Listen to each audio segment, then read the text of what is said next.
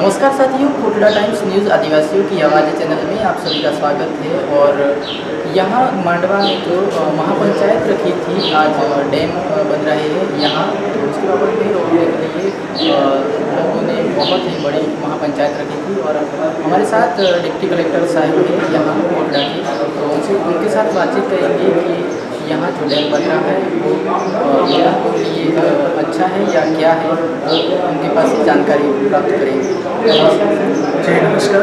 जी sir, यहाँ जो बांध बन रहा है, डैम बन रहा है, तो उसके बाबत में आपको क्या कहना है? ये अभी राजस्थान सरकार की 2022-23 की बजट घोषणा में है कि राजस्थान के पश्चिमी जिले जो हैं जहाँ पेयजल की समस्या है, वहाँ के लोगों को पेयजल उपलब्ध कराने के लिए बूजा डैम और चक सांड मरिया में डैम बनाना प्रस्तावित है, जहाँ डैम का पानी जवे डैम में जाएगा और वहाँ से वो टनल और पीएचडी की जो योजना है उससे पश्चिमी जिलों को पानी पेयजल उपलब्ध कराया जाएगा, जो राजस्थान सरकार की प्राथमिकता में है। इसको लेके आदिवासी महासभा और जो स्थानीय लोग हैं उनके द्वारा एक कोई या तो उनको इन्फॉर्मेशन पूरी नहीं है या जानकारी के अभाव में वो इस तरीके से धरना प्रदर्शन कर रहे हैं। ये उनका अधिकार है। लोकतांत्रिक व्यवस्थाओं में इस तरीके की बात होना अच्छे लोकतंत्र के प्रतीक है और स्वच्छ लोकतंत्र का भी ये प्रतीक है। तो इनकी बात सुनी गई है और इनसे बातचीत भी की गई है और इनके द्वारा जिस तरीके की कोई आशंका है, कोई समस्या है या किसी भी हमारे आदिवासी भाई को कोई भी तकलीफ है, तो राजस्थान सरकार और पूरा पुलिस प्रशासन उनके साथ है। उनकी हर एक शंका का निराकरण किया जाएगा, उसके बाद में कोई भी कदम आगे उठाया जाएगा। और जो कुछ भी विकास हो रहा है, चाहे बांध बन रहा है, सड़क बन रही है, बिजली की लाइन खींची जा रही है, वो सभी जनता के लिए है। तो मैं आपके चैनल के माध्यम से हमारे सभी आदिवासी भाइयों को जिन्होंने कोई आपत्ति की है उनसे रिक्वेस्ट करना चाहूँगा कि ये जो कुछ भी योजनाएं बन रही है जनहित के लिए, लोक कल्याणकारी है, लोकतंत्र के लिए, देश के लोगों के लिए, तो वो भी इसमें अपना सहयोग प्रदान करें। और उनकी कोई भी आशंका है, हम उनकी हर आशंकाओं को निराकरण करेंगे और हम उनके साथ खड़े हुए हैं। जी बिल्कुल। और ये डैम जो बन रहा है और इसके लिए बाबत में लोगों को क्या फायदा हो सकता है? लोगों को बहुत सारा फायदा, जहाँ कभी भी विकास होता है, डेवलपमेंट आता है, सड़क बनती है तो भी फायदा होता है। और डैम बनेगा तो यहाँ के स्थानीय लोगों को रोजगार के अवसर भी मिलेंगे, वाटर लेवल बढ़ेगा,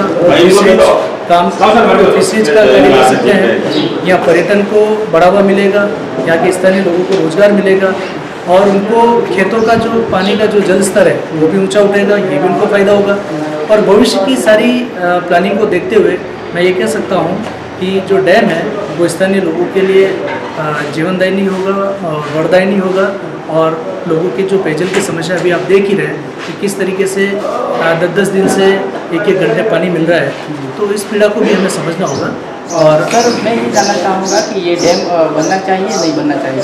क्यों नहीं बनना चाहिए? सरकार ने कोई सोच विचार करके बहुत लंबे विचार विमर्श के बाद में, सर्वे के बाद में इस चीज़ को अपने हाथ में लिया है, तो डैम निश्चित रूप से बनना चाहिए।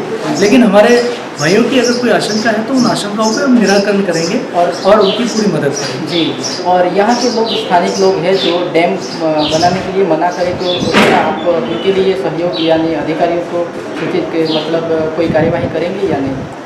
मैंने आपको पहले ही कहा था कि हमारी जनता सरकार की दृष्टि में, पुलिस प्रशासन की दृष्टि में पहली प्राथमिकता रहती है। जनता हमारे लिए जनार्दन है और जो कुछ भी कर रहे हैं वो जनता के लिए कर रहे हैं। तो हमारे जो भी यहाँ भाई हैं, आदिवासी भाई हैं, जिनका कोई शंका है या उनके दिमाग में डैम को लेके कोई पूर्वाग्रह है, तो हम उनसे बातचीत करके उनको पूरे विश्वास में लेके और उनकी हर एक शंकाओं का निराकरण करके हम आगे बढ़ेंगे। जी सर, एक प्रश्न ये है कि जिस जगह डैम बनने वाला है तो वहाँ पर लोगों के घर भी होंगे, ज़मीन भी होगी, तो उसके बाद वो लोग कहाँ जाएंगे?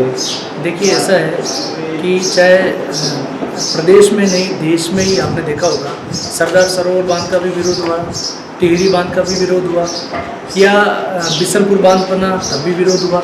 जहाँ जहाँ भी इस तरीके की कोई भी विकासात्मक कार्य आते हैं तो कोई लोग इसका विरोध करते ही हैं। लेकिन हम लोग जब उसके पृष्ठ में जाते हैं और हम देखते हैं कि जहाँ कुछ भी इस तरीके के बांध बने तो इरिगेशन से फ़ायदा हुआ, पेयजल का फ़ायदा हुआ, वाटर का सही उपयोग हुआ, बाढ़ से बचाया गया, तो ये जो सारी जो बातें हैं, ये जो कुछ भी सरकार सोचती है बहुत बड़े प्लानिंग के साथ में सोचती है, वो किसी के नुकसान के बारे में नहीं सोचती, वो फायदे के बारे में सोचती है। लेकिन फिर भी सर सवाल वही है कि मतलब जिन लोगों का घर है, जो भी लोग विस्थापित होंगे उनको बिल्कुल ज़मीन भी मिलेगी, आवास भी मिलेगा और उनका ज़मीन का बहुत अच्छी दर से उनको मुआवजा दिया जाएगा।